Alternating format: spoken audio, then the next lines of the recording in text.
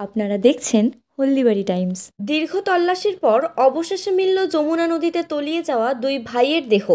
তাদের দেহ উদ্ধার হতেই কান্নায় ভেঙে পড়েন তার পরিবারের লোকজন সহ প্রতিবেশীরা। জানা যায় ওই দুই ভাইয়ের নাম শুভ বিশ্বাস ও ঋত্বিক বিশ্বাস। তাদের বাড়ি বেরুবাড়ি বাজার সংলগ্ন শালবাগান তোফাপাড়া গ্রামে। বড় ভাই শুভ বিশ্বাস বেরুবাড়ি তপশিলি ফ্রি বিদ্যালয়ের ক্লাস 6-এর ছাত্র। ছোট ভাই ঋত্বিক বিশ্বাস তোফাপাড়া প্রাথমিক বিদ্যালয়ে ক্লাস 3-তে পড়ে। সকলের অগোচরে সোমবার বিকেল নাগাদ বেরুবাড়ি বাজার সংলগ্ন যমুনা নদীতে স্নান করতে গিয়ে তলিয়ে যায় দুই ভাই।